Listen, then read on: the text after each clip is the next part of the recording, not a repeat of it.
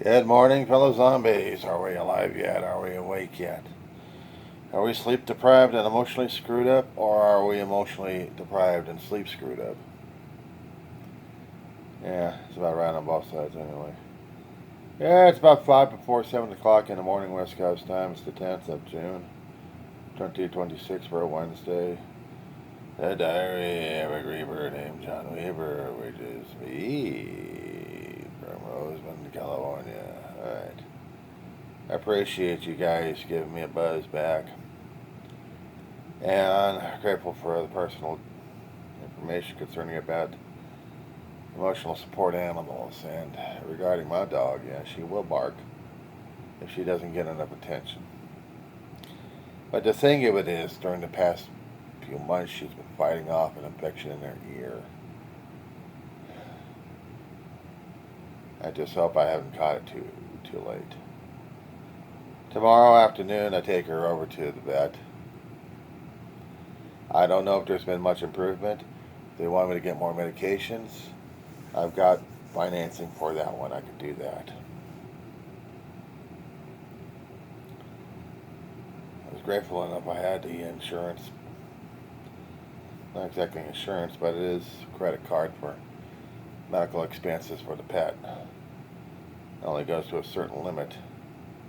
Beyond that, I'm not going to be able to afford anything else. I don't have the money for surgery. But if it's going to be a course of continuing treatment on her, then I'll do it.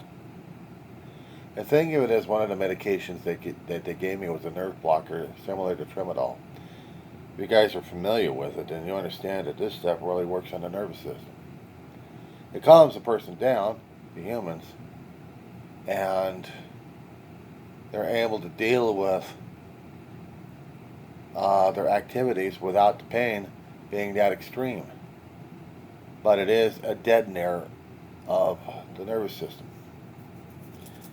Which means sometimes you have to watch it out when you're that old and dealing with the stuff that you're not understanding some of the connections in your body, saying that whether or not you're going to be needed to go to the restroom real fast or not.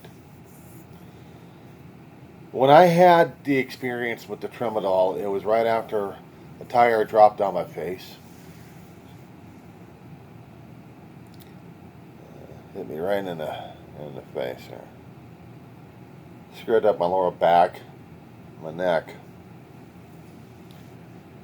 So when I'm sleeping wrong in a different position, I get pain on the right side, sending me down from the shoulder blades all the way up to the head.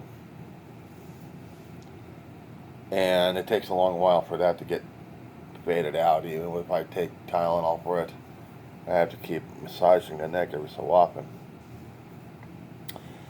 But the lower back's screwed up anyway. I gotta deal with economics of trying to finance a way to get into a bed that's not gonna kill me. And I've had the accident. Well, actually, I had the tire dropped on me since March 25th, 2025. Not 25, 12, 2012. I was working at Walmart, and the supervisor not paying attention what the hell he was doing. And I should have been paying more attention to the guy because it would have kept me away from him. He was trying to help out with a carry-out order of 4 major tires. Meant more major bucks into the department. He was looking at the bucks. He wasn't looking at safety. First tire barely hits me. Actually, just whoosh. And then the second one, boom, in the face. I didn't even have a chance to react. I didn't get hospitalized. And because I still had to bleed out and it kind of died out a little bit when I got to the urgent care, I didn't think it was anything. Just come back Monday, and it was on a Friday. The irony is, I'm dealing with that same urgent care that belongs to the same company right now for my own health services. But these guys are still dealing with me. That's a good thing. And as for an emotional support animal, a long time ago, about 20 years ago, or within that time period, I had a letter from one particular shrink. But the thing is, the company I'm in right now for the medical, they don't do the emotional support letters. I'll have to pay extra when it happens. Or things change. I'm not looking forward to it. I am so not looking forward to it. But tomorrow I gotta see what they're gonna say and do. I'm going to have an argument with them, getting back to the medication. The liquid base of the gabapentin that they're using is xylitol. You guys done your research and your homework concerning about what not to give your dogs, including artificial sweeteners, xylitol would be it. It's considered a poison. I had to look at online for a few sources about the gabapentin being used with dogs, and they really don't recommend it unless it's very, very small, minute, like less than 1 milliliter, to help them out. And this has an effect on my dog like I've never seen. More soft. Laying the dog out. I mean, seriously, making her loopy. Worse than having the vertigo she's got right now. I know there's other pet owners out there who would put their dogs down because they don't want to go through their vertigo. My dog's still fighting for life. And yes, I don't want to lose her either. I don't want to keep her in pain.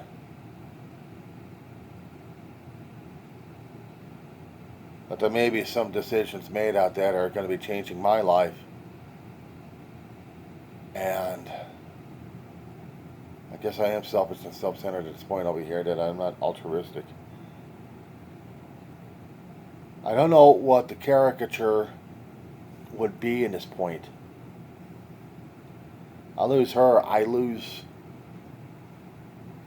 something in this place that makes it worthwhile to come to. And all I could do is just look at the stuff and it's all junk and just walk away from everything, including family pictures, photos, old beat up furniture that's been used for about a century or more. Things falling to pieces in this place. Bug infested. I'm feeling to the point I've just had enough and just want to walk out of here.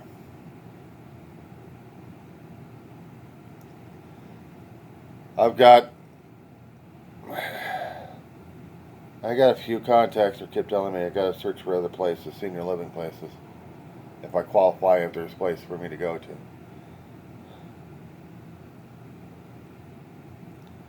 I'd like to try. I would need to try. Maybe back in LA County. Sure as hell I ain't Kern. Kern ain't helping me much.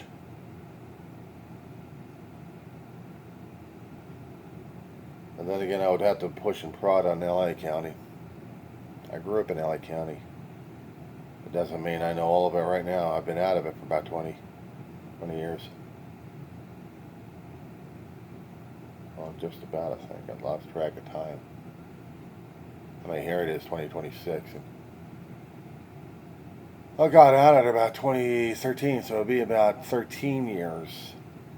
But it seems like forever. That's just out of Lancaster. I moved out of the San Fernando Valley in 2005. So that's about 20 years right there. A little bit more. I just didn't consider the Antelope Valley being part of LA. I thought it was just a separate area by itself. And maybe they should have been considered it, but they're still part of LA County. The relevant cities of Palmdale and Lancaster. I didn't see any senior centers or anything like that in Palmdale. I just saw a couple of them in Lancaster, California. I'm familiar with, a little bit with Lancaster. Lived out there for a few years. Bus system I could work with. A lot closer to the doctor's office than anything else. Out here in Roseman, it's just like another world away. 11 to 15 miles away, approximate. And it's dealing with the bureaucracy that exists out in Central Valley. They don't have their own hospital system out here, except they got a community hospital out in Tehachapi. A basic emergency room, but not a trauma center. Everybody who wants to go to a trauma center has to go to Antelope Valley Hospital in Lancaster. And they're always busy. They always ship them people all over to Santa Clarita if they needed for the trauma, just by air. Or to Pauldale if they can have the space for them.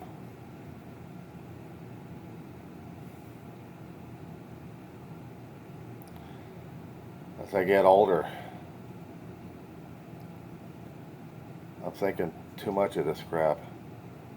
The politics of dragging my ass down is making me tired as hell trying to keep track and keep up what the hell people are doing and saying and acting upon.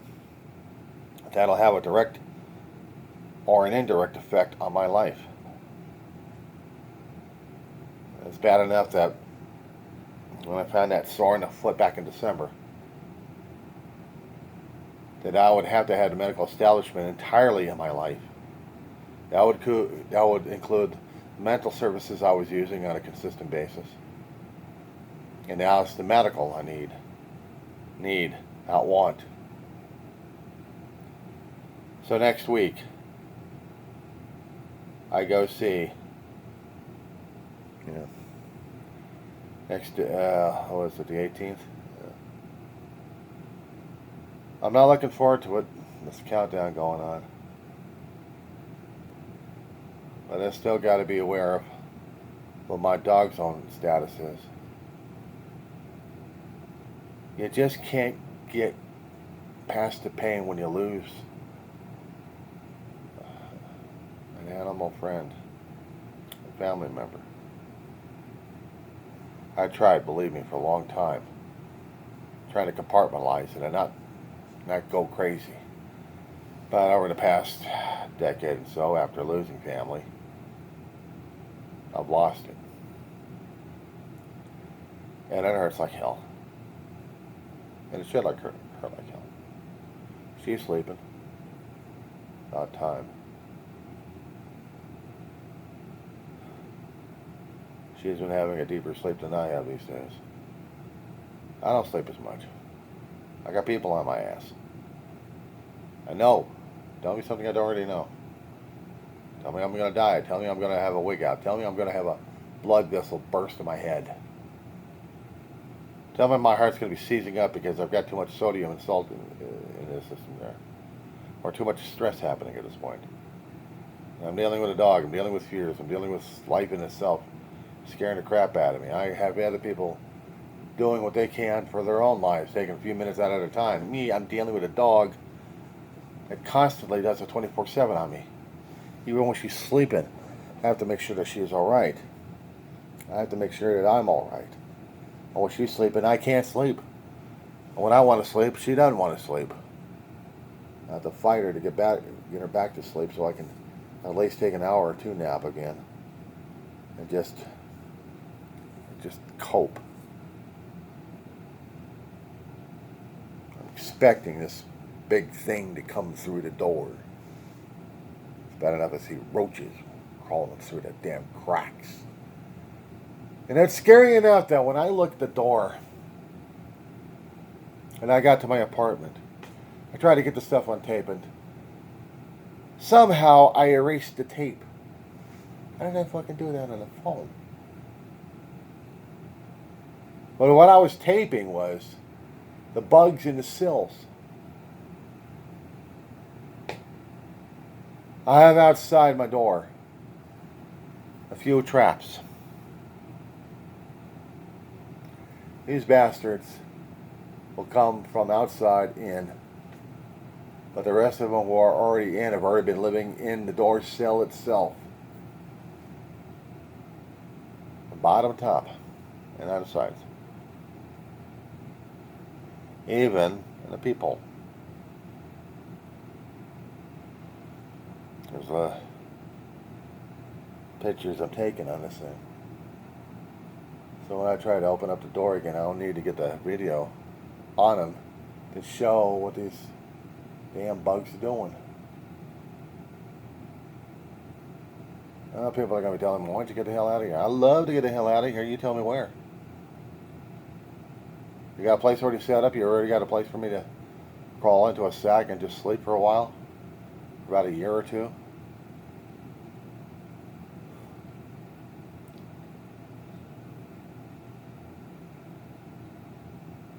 Found places that are just barely maintaining to the level of my income I get from social.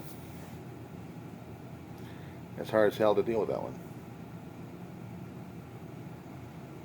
I don't care if it's a damn flop house. I need a place to sleep for a while. But I'm still worrying about my dog. I'm still dealing with her until the day she dies. And then after that, I'm going to be one depressed sorry son of a bitch.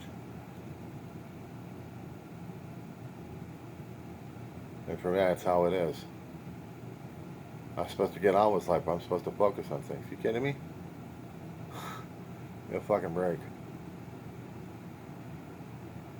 When I was a lot younger, I took every energy and every urge out of me to not consistently cry my eyeballs out and try to get another dog. But the one thing I'll tell you, I won't get a dog in this damn environment. I won't have a dog in this environment. I won't have any pet in this damn environment. Because nobody deserves to live in this kind of environment.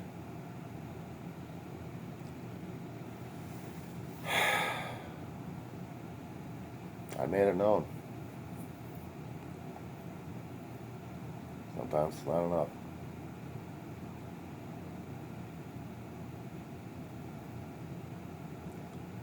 Sometimes it's not enough. You guys wanted to know what the hell was going on. Getting back to that letter, I had a letter from a former doctor. This is nearly 20 years ago. Wouldn't be relevant now. I would pay the extra amount for my dog, as I said before. I have to keep aware of the conversations I'm having at this point, because if I happen to keep repeating myself 2 or 3 different times, I know I've got memory issues and I'm not doing a good job. My brain is affected at that point.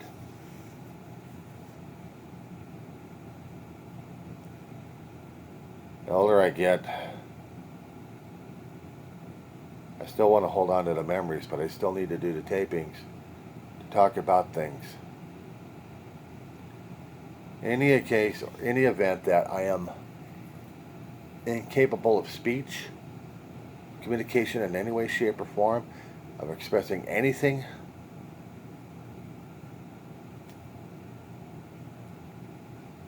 then I guess I'm doomed. I'd seen my brother go nuts and depressed as hell when he couldn't say a damn word properly, or trying to get his ideas out. I'd see how frustrated he was. He was a great talker. He'd talk to people a great deal.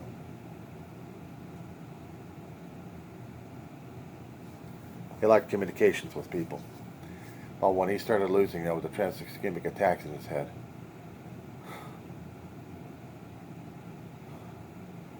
it took away part of my brother and led me to something else that I cared for until the day he died. And then my world turned to shit.